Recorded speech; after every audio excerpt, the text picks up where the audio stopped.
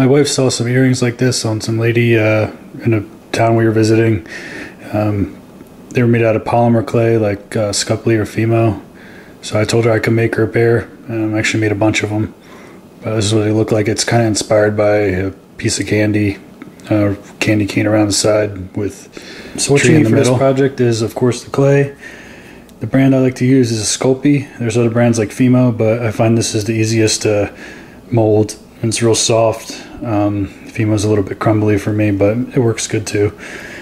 And then pasta maker comes in handy. You put the clay in there like this, turn the crank, and it flattens it out to uniform thickness. So it helps a lot when you're building your different things. X-Acto knife, you want to make sure it's really sharp so it cuts through the clay without altering the shape of it. And then I like to use a long razor blade like this for when I'm cutting the final pieces. And also maybe a roller or a scrap piece of wood if you want to press something down. You don't need the pasta maker necessarily. You can use like a roller or press it down with your hands, or press it down with this. It just makes it easier. It doesn't cost much. It's about 20 bucks. You can get one somewhere. And then since we're making earrings, we got these pieces for the earrings. It's the posts and then the backs of them. So when we make our finished thing, we're going to glue it onto here, and then we'll make the earring. So you see the design there, and it actually goes through this whole piece here. So we're going to make this, and then what our earring actually is slices of this. So once we make this whole piece, we can just cut a whole bunch of slices to make a whole bunch of different pairs of earrings. And when I show you how to do this, it's the same techniques you can use to make different designs. It's normally how they work with this polymer clay. So you just got to imagine what it looks like on the face here, and then build a cylinder with that design going all the way through. So I'll show you how to do that, and then just use your imagination. You can make different things if you like, but I'll show you the basics, and then also you'll know how to make this, which is a pretty good present. I've just laid out in this diagram how we're going to build the roll. It's not in color or to scale or anything, but just to give you an idea of how it's going to be laid out. Different pieces of clay we're going to shape. So you start in the middle there with the triangle for the tree, and then the trunk, and then gradually build this out to a cylinder. So there'll be pieces here of white clay, and then white here on the bottom and also around the sides. So to sort of make it circular, and then when we roll it out, it'll be a cylinder. Then we'll add a bigger piece of white around here, and this will be alternating red and white around the edges, which will be rolls just placed next to each other, and then we'll roll it out and we'll get a cylinder of uniform picture throughout. So we'll just make slices, and that's how we'll get the earrings. So to make the tree part of it, I'll start with a green piece, roll it out into a cylinder, and then to make it a triangle, the best way I find is to use your fingers like this, your forefinger and thumb, and it kind of makes a triangle, and you're just going to press it on top of it like this, and just cut the ends off here to make it flat. And you can see that there's a triangle for the tree there.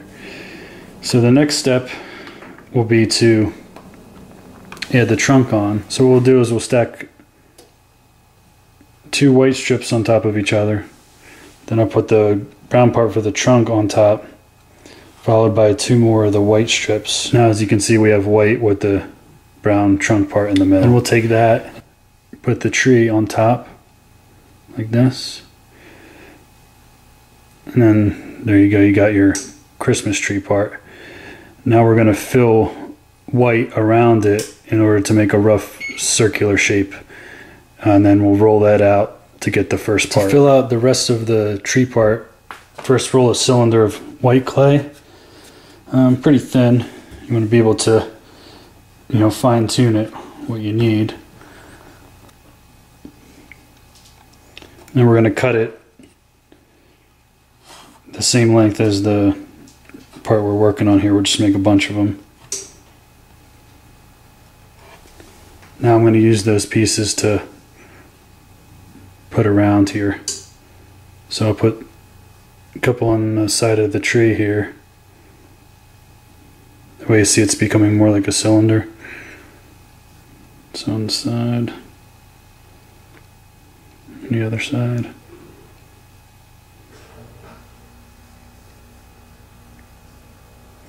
Put another one here.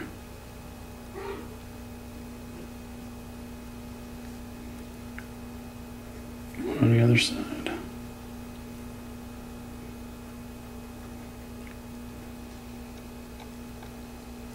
And we're just going to add some on those sides here.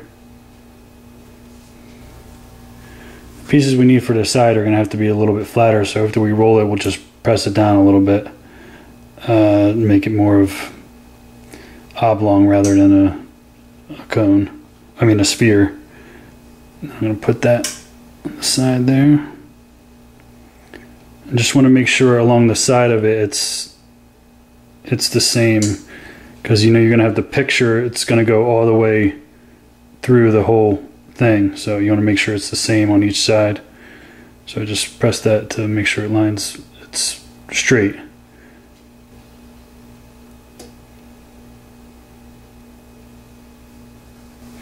Now I'm going to put a piece on the bottom.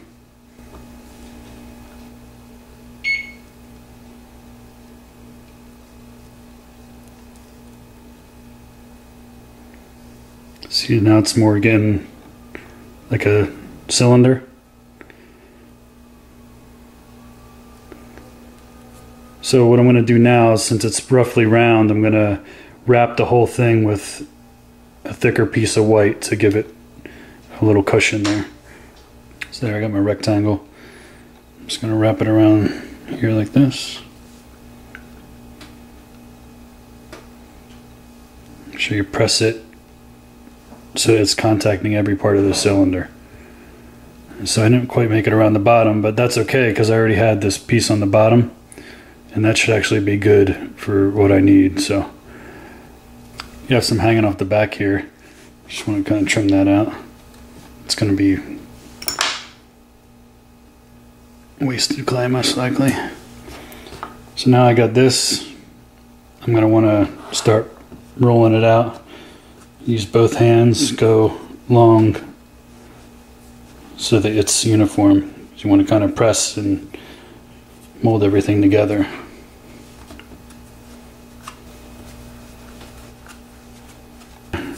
You got the tree in the middle there. So I'm going to wrap this with one more thing of white, and then I'm going to make the candy cane looking thing around the edge. So now I've rolled out a bunch of cylinders of red and white to put around the edges of it. The main thing is just to make sure that the cylinders are uniform thickness throughout, and that, you know, both the colors are the same thickness. Now you just want to alternate them red, white around the edge.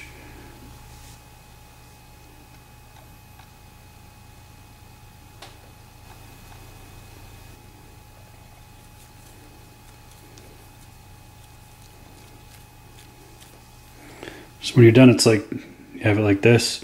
And if it doesn't quite fit together, you can sort of squeeze it a little bit to compact it so you get all the red and white parts touching. And also because you're going to roll this out, so you want to sort of compact it together. So you see how it's sort of starting to look like it there. Now I'm going to lay this flat. I'm going to start to gently roll it. Press everything together, and it's also going to get smaller, so we're going to eventually roll it out to the size of the earring that we need. So we started out with a bigger roll and made the picture we wanted, and then we rolled that down to smaller. So we have the same picture but just smaller. We got that by rolling it down. Now while we're cutting it into the small shapes that we're going to put, glue onto the earring backs, just keep in mind that throughout the roll the picture may change slightly, so it may be bent or a little bit different as you move through it, just because as you roll the clay it may move a little bit differently. So one slice may not necessarily be the same as the other. So if one doesn't look right, you just cut another slice and you can see if that's the better one. But so far they look pretty good. So I'm just going to cut a whole bunch of these and then stick them in the oven. So here I've just cut a bunch of slices, about 30. It's enough to make 15 pairs of earrings. Then I'm going to pop these in the oven. You know, I still have more left too. I could probably make another 15 pairs, but it's just an easy way. You can make a lot if you want to give them to a bunch of people as gifts. So these have been out of the oven for about 20 minutes. They're cool and they've hardened up. Now I'm going to glue the earring back onto them.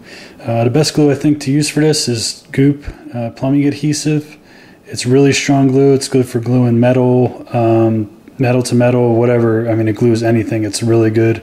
Wouldn't recommend using hot glue. It's not too strong. I found this works the best for a lot of things.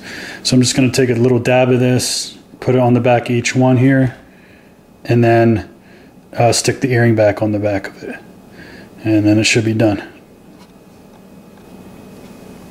Alright, so I let the glue dry for about an hour, and here's the finished product with the earring back on it. That's it. Thank you.